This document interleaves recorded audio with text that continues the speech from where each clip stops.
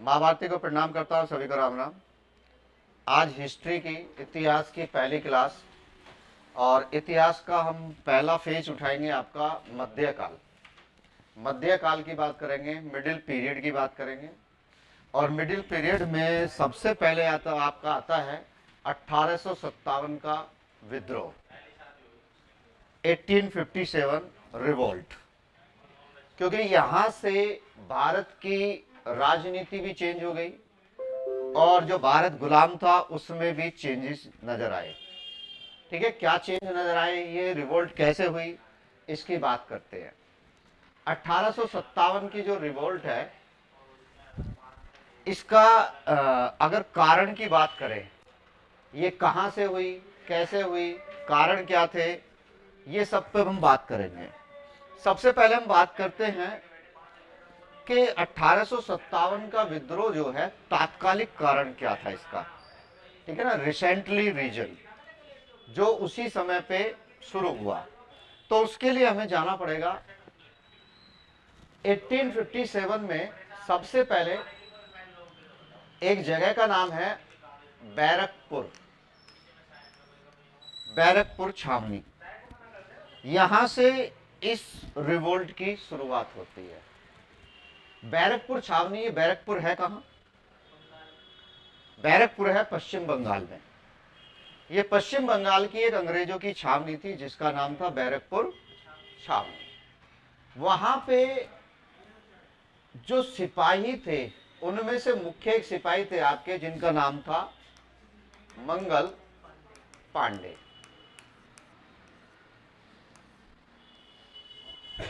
मंगल पांडे वहां के एक शासक थे, अंग्रेजों के एक उनके बहुत करीबी थे।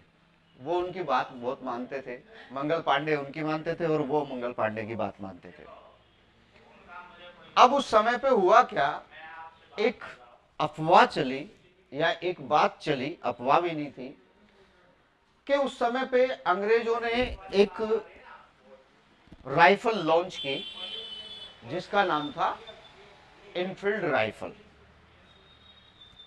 अब उस राइफल में जो कारतूस यूज होता था, उस कारतूस को मुंह से खोलना होता था। आज की तरह राइफल नहीं है, आज की तरह तो बुलेट आती है, बुलेट में उसमें लगाई और फायर कर दिया, कोई दिक्कत नहीं। लेकिन पहले क्या होता था, उस बारूद को, उसको जो है खोखे को मुंह से खोल के उसको बारूद को राइफल में डाल के फिर उसको स्टिक से ठोका जाता था, उसके बाद वो राइफल चलाई जाती थी। तो उस बारूद को, खोखे को, यानी कि बुलेट को जो है मुंह से खोलना होता था। अब अफवाह ये चली कि वो जो खोखा है वो गाय तथा सुअर की चर्बी का बना हुआ है। अब जो बैरकपुर छावनी थी उसमें हिंदू भी थे और मुस्लिम भी थे। तो जो हिंदू लोग हैं वो गाय की चर्बी को अशुद्ध मानते हैं, और जो मुस्लिम है वो सुअर की चर्बी को। ये धार्मिक भावनाएं हैं, ये धार्मिक भावनाओं से जुड़ी हुई चीजें हैं। तो इन्होंने इस कारतूस को चलाने से मना कर दिया। ये बात चल रही है कब की? अप्रैल की, अप्रैल 1857 में। अब मंगल पांडे ने भी मना कर दिया। मंगल पांडे ने उससे पूछा, पता चली कि हाँ उसमें कारतूस में सुअर की चर्बी का यूज किया गया है, तो उसको जो है मना कर दिया चलाने से। और यहां पे मंगल पांडे ने अफसर को गोली मार दी, विद्रोह कर दिया। अब उसी समय पे अप्रैल में ही मंगल पांडे को फांसी दे दी गई। अब यहां से क्वेश्चन बनता है, भारत की तरफ से पहले फांसी प्राप्त करने वाले व्यक्ति कौन है? तो वो है आपके मंगल पांडे, जिनको जो है आंदोलन के समय पे सबसे पहले क्या हुई, फांसी दी गई। अब ये बात दब गई यहां पे, लेकिन ये बात चलते चलते फिर जो है ये बात पहुंच गई मेरठ। अब मेरठ भी उस समय पे जो है छावनी का हब था। अब यही बात मेरठ में भी क्या हो गई, फैल गई। अब मेरठ में भी फैल गई तो वहां के भी जो सिपाही थे उन्होंने भी विद्रोह कर दिया और मेरठ के जितने भी अंग्रेजी अफसर थे सबको बंदी बना लिया और उनकी जो शस्त्र थे उनको छीन लिया, लूट लिया गया और वहां से वो लोग सीधा कूच कर गए आपका कहां, आपका दिल्ली। कब हुआ? मेरठ से इसकी शुरुआत जो मानी जाती है 1857 के विद्रोह की, वो मानी जाती है कब से, कहां से? मेरठ से। कब से? डेट कौन सी थी? 10 मई 1857। इस विद्रोह की शुरुआत होती है आपका 10 मई 1857 को। अब ये 11 तारीख को पहुंच जाते हैं दिल्ली और दिल्ली में उस समय पे शासन कर रहे थे आपका मुगल बादशाह बहादुर शाह जफर द्वितीय।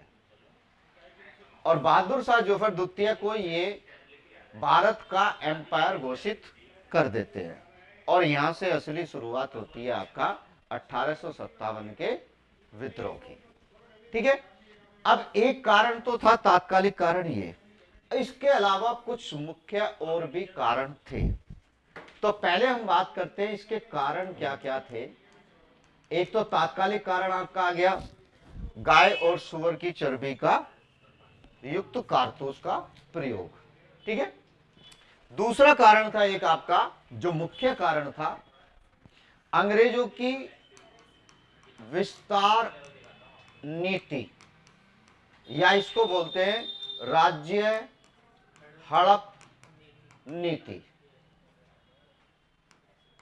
राज्य हड़प नीति ये इसका मुख्य कारण था। अभी राज्य हड़प नीति क्या है, ये किसने चलाई? ये चलाई थी आपका डलहौजी। इसका नाम कैसे याद रखेंगे डलहौजी का? डलहौजी आज के टाइम में वर्तमान समय में एक झील है। कहां पे? हिमाचल प्रदेश में। ठीक है। तो उस नाम से इसको याद रखना, डलहौजी नाम से झील है। ठीक है। तो डलहौजी ने क्या किया, एक राज्य हड़प नीति चलाई या इसको विस्तार नीति भी बोलते हैं। इसमें क्या था? इसमें था आपका कि अगर किसी शासक के उसका कोई रियल पुत्र नहीं है तो उसके शासन को जब्त कर लिया जाएगा। यानी कि कोई दत्तक पुत्र भी, दत्तक यानी कि गोद लिया हुआ पुत्र भी नहीं होना चाहिए। अब क्वेश्चन एक तो आ गई आपका, यहां से क्वेश्चन बन गया कि विस्तार नीति जो है राज्य हड़प नीति किसने चलाई? डलहौजी ने चलाई। अब यहां से क्वेश्चन एक और पूछेगा कि इस नीति के अकॉर्डिंग सबसे पहले कौन सी जगह को हड़पा गया? सबसे पहले इसमें हड़पा गया आपका सतारा। सतारा एक जगह है, कहां पे? महाराष्ट्र में। यह महाराष्ट्र की प्रेसिडेंसी थी। ठीक है। सबसे पहले इसको जो है हड़पा गया, फिर नागपुर। ठीक है। नागपुर के अलावा फिर झांसी, जहां से रानी लक्ष्मीबाई थी, और उसके अलावा फिर अवध और भी बहुत सारी प्रेसिडेंसी इसके द्वारा हड़पी गई। लेकिन क्वेश्चन बनेगा सबसे पहले किसको हड़पा? तो सबसे पहले सतारा को हड़पा। और यही सतारा बाद में जब भारत ने विलय किया, सारी रियासतों का विलय किया, यही सतारा सबसे पहले भारत में विलय भी हुआ। ठीक है। तो ये थी आपका दूसरा कारण, आपका राज्य हड़प नीति। तीसरा कारण था उनका, कारण की बात चल रहे हैं, तीसरा कारण था आपका कर नीति, टैक्सेशन। टैक्स बढ़ा दिए गए। ठीक है। खेती पे भी टैक्स था, किसानों पे भी टैक्स था, इनकम पे भी टैक्स था, बहुत सारे टैक्स लगा दिए गए। अब लोग बाग इनको भरते भरते परेशान हो रहे थे। ठीक है। तीसरा कारण था इसका सामाजिक कारण भी था। ठीक है। ये तो एक तो आ गया आपका क्या, ये आर्थिक कारण में आता है, ठीक है। एक सामाजिक कारण की बात करें, धार्मिक कारण क्या हो गया, जो कारतूस का। सामाजिक कारण क्या था कि यहां पे समाज में इक्वालिटी नहीं थी, ठीक है, बहुत सारी पब्लिक को दबा के रखा जाता था। अब वो पब्लिक क्या थी, परेशान थी। उन्होंने भी जो है ये कारण भी इस 1857 के विद्रोह का कारण रहा, ठीक है।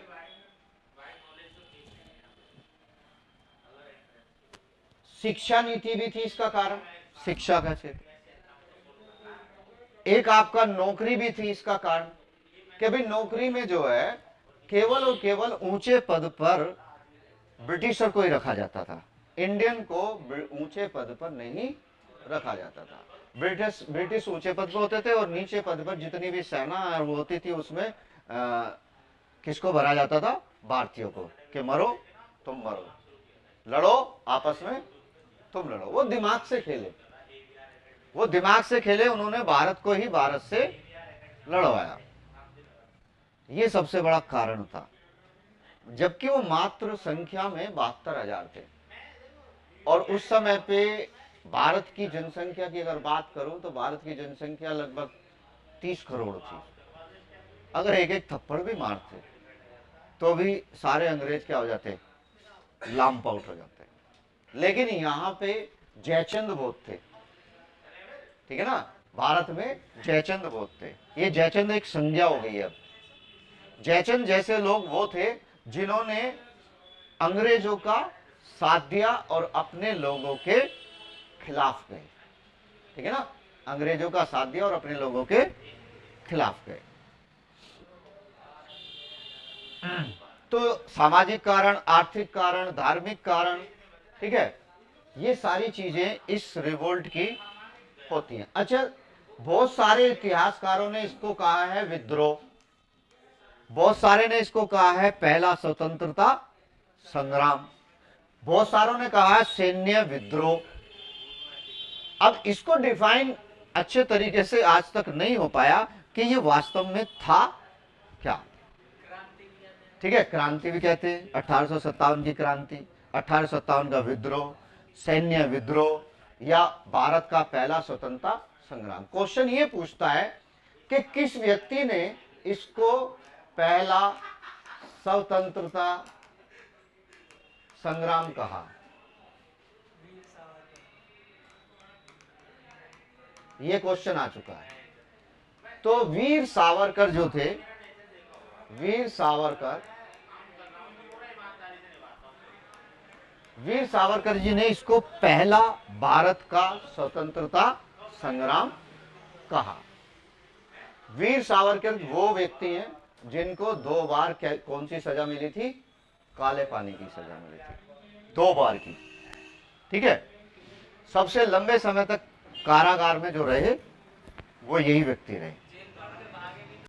हाँ, जेल तोड़ के भागे भी थे एक बार। तो अब बात आती है आपका कि भी जब ये विद्रोह शुरुआत हुआ तो कहां से किसने किसका नेतृत्व किया, इसमें से क्वेश्चन पूछता है। तो एक तरफ आपका स्थान और एक तरफ आपका किसने नेतृत्व किया, ठीक है, लीड किया। तो स्थान में सबसे पहले आते हैं आपका दिल्ली, दिल्ली से थे आपका बहादुर शाह जफर और इनके एक सैन्य नायक बख्त खां, बख्त खां। असली तो बख्त खां थे, ये तो खान के नाम के ही थे बस ये, ठीक है। ये इसको कहा जाता है रंगीला बादशाह, ये रंगीला बादशाह है, ठीक है। करता धरता कुछ नहीं था, बस रंगीला बादशाह था, ठीक है। दारू पी, मुजरा देखा और सो गए, ठीक है। तो दिल्ली से थे आपके बहादुर शाह जफर, और यही व्यक्ति हैं कि सबसे पहले पेंशन जो है वो किसको दी गई, इसी व्यक्ति को सबसे पहले अंग्रेजों की तरफ से पेंशन मिली। ठीक है, उसके बाद आते हैं आपका झांसी, आपने सुना ही होगा। ठीक है, झांसी से कौन थे? रानी लक्ष्मीबाई।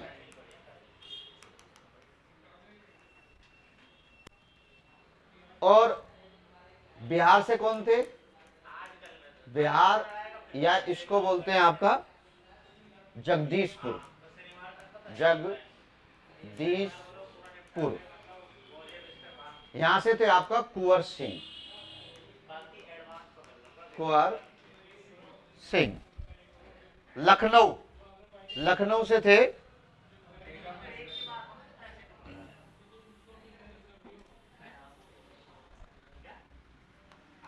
लखनऊ से थे बेगम हजरत महल।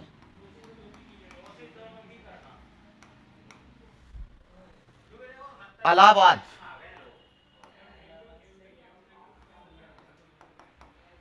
इलाहाबाद या फिर आज का जो है प्रयागराज, यहां से थे लियाकत अली। ठीक है, और कौन से फेमस है? बरेली, बरेली से कौन थे? खान बहादुर खान। ठीक है, कानपुर, ये भी फेमस था। कानपुर से थे आपका तात्या टोपे और नाना साहेब, नाना साहेब तथा तात्या टोपे, दो व्यक्ति थे ये। ठीक है, ये थे मुख्य स्थान जहां से ये लीड किया गया। अब दरअसल क्या था, इन सभी लोगों ने, अच्छा एक बात बताइए, जब ये सब लोग जो लड़ रहे थे, इन्होंने भी एक प्लान बनाया था। इन्होंने प्लान बनाया था कि ये जो क्रांति की जाएगी वो 31 मई से शुरू की जाएगी एक साथ करके, लेकिन वो इनका प्लान लीक हो गया, वो एक साथ नहीं हो सकी। अब बात आती है इसकी असफलता के कारण क्या है, ये असफल क्यों रहा? सबसे पहला तो समय से पहले शुरुआत हो जाना, ठीक है ना, समय से पहले। दूसरा, नेतृत्व ना होना, कुशल नेतृत्व, कुशल नेतृत्व नहीं था। ये नेतृत्व जिसके हाथ में दिया गया वो बूढ़ा था और रंगीला था, उसे खुद ही नहीं पता थी। ठीक है, तीसरा था सभी वर्गों का भाग न लेना, क्योंकि सभी वर्ग ने इसमें पार्टिसिपेट नहीं किया, कुछ लोगों ने किया। ठीक है, तीसरी चीज थी, चौथी आपका, सब जो है, जो मुख्य थी, सब अपने अपने क्षेत्र के लिए लड़ रहे थे केवल। ठीक है ना, केवल किसके लिए लड़ रहे थे? अपने अपने क्षेत्र के लिए, कि ये मेरा क्षेत्र है, मुझे ये बचाना है, मुझे ये मेरा क्षेत्र है, मुझे ये बचाना है, ये मेरा क्षेत्र है, ये मुझे बचाना है, बस। उनमें वो भावना नहीं थी कि भारत ही सारा हमारा क्षेत्र है, हमें भारत को ही बचाना है। यानी कि ये कह सकता हूं कि मैं उस समय पे राष्ट्रवाद नहीं था। क्या होता है राष्ट्रवाद? राष्ट्रवाद एकता का तो मतलब एक, वो तो यूनिटी हो गई।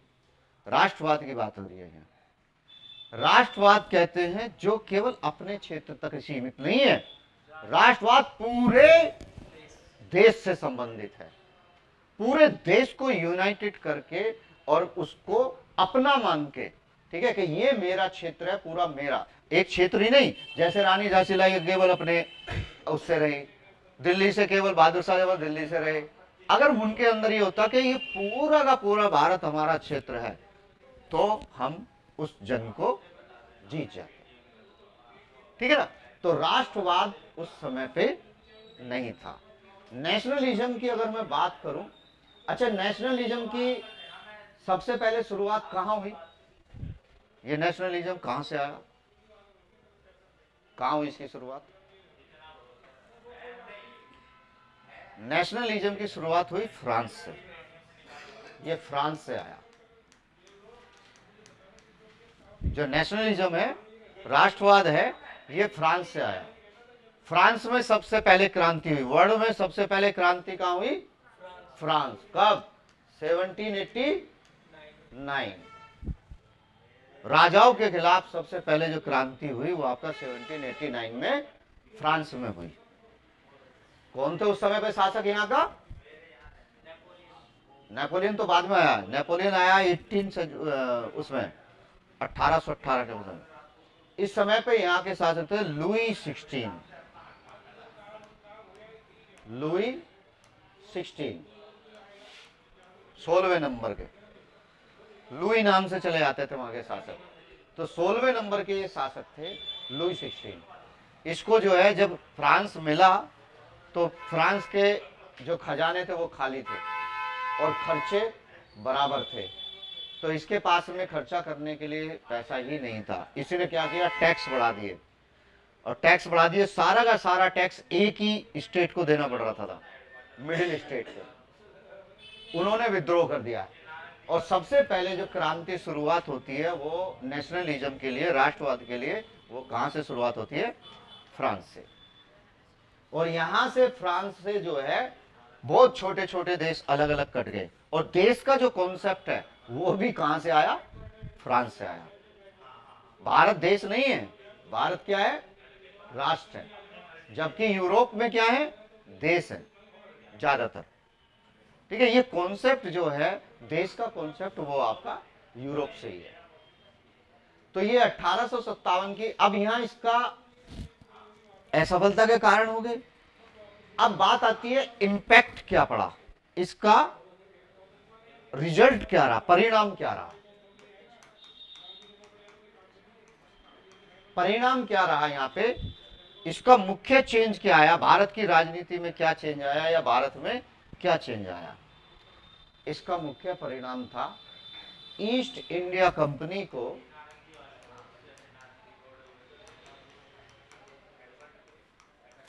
समाप्त कर दिया गया।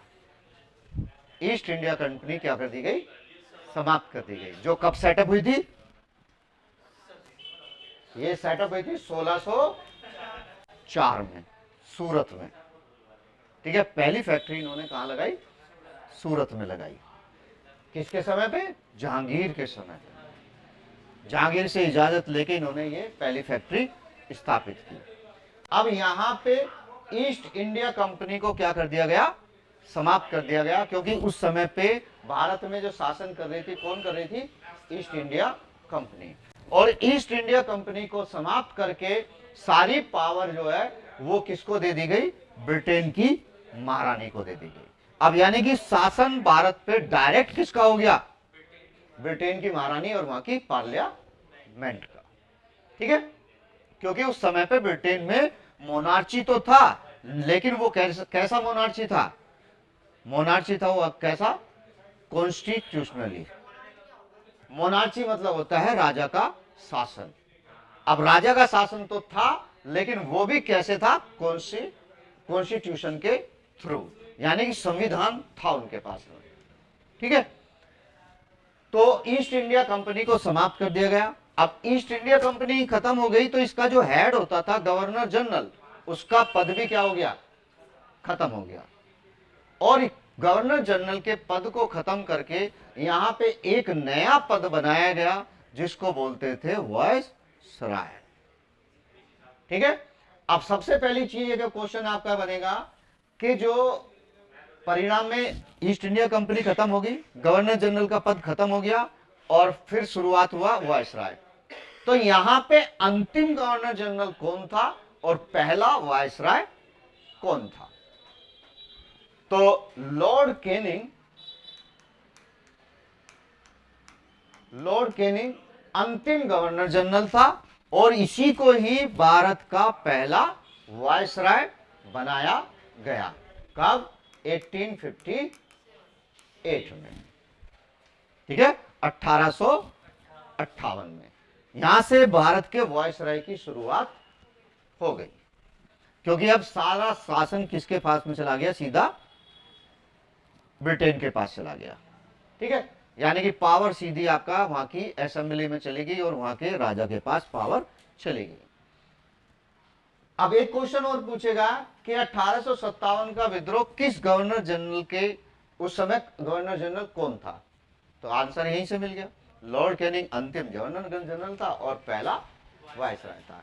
तो 1857 में यही था। इसी के शासन काल में क्या हुआ?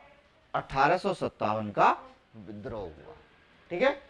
तो ये हमारी कहानी है आपका 1857 के रूप में, जिसको मैंने कहानी के रूप में आपको बताया है, और आशा करता हूं कि आप इसको जो है अच्छी तरीके से समझ गए होंगे, ठीक है। अगर वीडियो पसंद आए तो लाइक करो, सब्सक्राइब करो। आप सभी को राम राम।